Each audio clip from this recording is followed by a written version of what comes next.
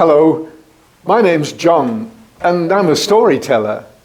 I love stories. I hope you do as well. And I've got lots of wonderful stories to tell you.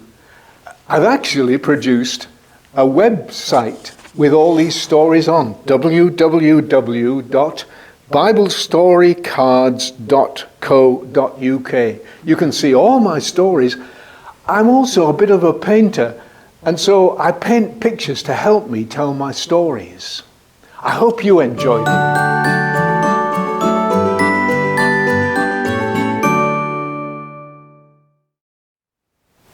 Hello everyone, I'm John, and I tell stories, and I use my pictures to help me tell them. And all of my stories are from the Bible. They're the best stories of all, of course. And the best stories, even in the Bible, are the stories about Jesus. And one of the stories I've got for you today, it explains how Jesus found his first followers. We call them disciples. Well, of course, it was by the seaside, the Sea of Galilee. And these two men, they were partners in a business, a fishing business. And they were out fishing. They'd been fishing all night. That was the best time to fish. But you know, despite the fact that they'd been fishing all night, they had caught nothing. And then Jesus walked by, and he was planning to choose these two men and their brothers to be his first disciples. So he shouted to them and said, "Have you caught anything?" No. Well, they said, "No, we haven't." Well, he said, "This time, throw the net over the other side of the boat." So they did what he said. I suppose they were so tired they didn't realize what he had said. How silly it sounded. But this time when they pulled the net in, it was so full of fishes that the net actually started to break. And they pulled it in as much as they could. And when they got out of the boat, they were thinking this to themselves: has this man got control over all the fish in the sea? Who is this? And then Jesus said to them, "Follow me." "Oh, I can't do that," said Peter. "I'm so unworthy. I'm so sinful and bad." "Never mind that," said Jesus. "From now on, instead of catching fish, I'm going to send you out to find men for my kingdom. Follow me and you will catch men," he said. "I'll make you fishers of men." And you know, right away, they did the only thing they thought was possible. They went to their father and they said, "We're finishing, we're leaving, we're going to follow Jesus." So that's how they became his followers. Well, Peter went home and he told his wife and his mother-in-law, his wife's mother, what had happened. And they agreed that he should follow Jesus. And they thought, well, if Jesus can find a net full of fish, he can surely look after us, even if you're not working as a fisherman anymore. But then a sad thing happened in the house. Peter's wife's mother one day didn't get up. She was poorly. Why? She was very hot and sweating and feeling sick, and she just couldn't get up, and she got worse and worse during the day. But Peter said to Jesus, "My mother-in-law's very sick." "Don't worry," said Jesus, "I'll come and heal her." What? Could this man heal sickness as well?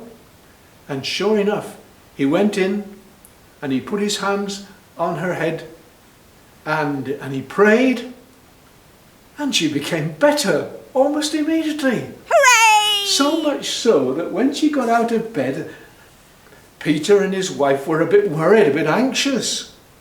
"Don't get up too soon." "No," she said, "I feel fine. I'll go and bake some cakes and we'll have a nice cup of tea together. So she started serving them straight away. So she had become a disciple of Jesus as well, really, hadn't she? Anyway, Jesus soon was back by the side of the lake. And this time he saw a man sitting there at a table, and he had loads of money on this table, and everybody that came across the lake in their boats with grain or fish or whatever, they all had to come and they had to pay some money to this man, Matthew, because he was one of those people called tax collectors. Do you remember Zacchaeus? Well, he was one as well, working for the Roman government, getting money for them, for their soldiers and their palaces and things. And he was making quite a living out of it himself, until Jesus walked by.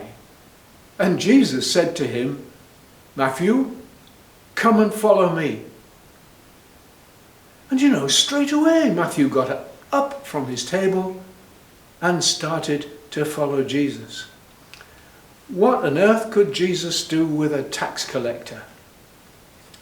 Well, you see, Matthew was very clever, and he was constantly using his skills to do his business as a tax collector. But when Jesus said, follow me, he left it all. The very first thing he did was went round all his friends. Some of those friends were not very good people. Some of them were trouble causers and cheats and thieves, as he had been. But he said, look, I'm going to do a meal tonight. I want you to come because I want you to meet a man I have just met. And I've just become one of his disciples. And all Matthew's friends, why, they were quite a bunch of men. And it was a wonder that Jesus, of all people, would go in and have a meal with them. But Matthew wanted to tell them what a wonderful thing it was to follow Jesus. And you know what I guess? That quite a few of them started to follow Jesus as well. Now Jesus was kind of adding to his disciples, wasn't he? Well, Matthew was determined that many more people would be added. Jesus didn't say to him, you will go and catch men. But he decided that he would use his skills as a writer to start telling the story of Jesus. Well, that's sort of what I'm doing, isn't it? And Matthew wrote a book all about Jesus. And it's called The Gospel According to Matthew. And he starts off the book with these words: the record of Jesus Christ, the son of David, the son of Abraham. And all his Jewish friends were so keen to get a copy and to read the story of Jesus. And you know, we've got that story still today. If you look in the Bible, in the New Testament part of the Bible, you'll find this is the first story there. It's Matthew's story. And when he gets to the end of his story, he's not just thinking of his Jewish friends, he's thinking of everybody in the world. And so he records Jesus' final words: go and make disciples of all nations.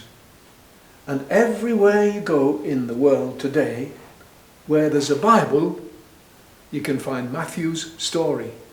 And I think there must be millions and millions of people who are now disciples of Jesus because of what Matthew wrote. Well, that's not the end, because there was another man to whom Jesus said, follow me. And his name was Philip. And there he is. And Philip had a best friend called Nathaniel. And Nathaniel was a very wise man. He was always studying. He was thoughtful. He used to sit down by a tree sometime and he'd take the old part of the Bible and he'd read one of the stories. And this particular day he'd been reading a story, a very strange story found in the Old Testament. Let me tell you what that story is. I have to turn my card the other way, because it's the story of a man called Jacob. And Jacob one day was running away from his brother, frightened that his brother was going to murder him because he cheated him. And he got into this desert and he was exhausted, and he was so tired that he fell asleep on the floor with a big rock as his pillow. And then he had a dream. And in the dream he saw a kind of staircase. And on the staircase there were angels coming down from heaven and going up to heaven. And he thought, this must be God that's speaking to me.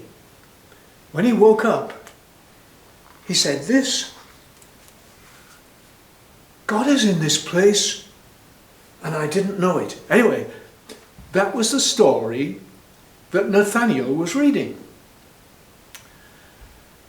And then suddenly Philip came to him, and Philip said to him, we've found God's King, the Messiah, and it's Jesus of Nazareth. Oh, said Nathaniel, I know all about Nazareth. It's a terrible stinking place. Nothing good could come out of Nazareth. God's King wouldn't come out of Nazareth. Well, come and see him for yourself, said Philip. And so Nathaniel was persuaded to go and see Jesus. And as he walked up to Jesus, Jesus said to him, aha, I see you are a wise and good man, an Israelite. How do you know me? Said Nathanael. Well, said Jesus, when you were underneath the tree over there, I saw you. Oh, he said, that's amazing. Well, said Jesus, from now on, if you follow me, you will see wonderful things. You will see the angels of God coming down upon the Son of Man. That's me, he said. How did he know what I was thinking? Thought Nathanael. Then he said to Jesus, you are the Son of God. You are the King of Israel. Another disciple. Let me ask you this. Have you become a disciple of Jesus? Do you see that he is the Lord of everything, the King of Kings, and he could be your friend and Saviour? I hope so.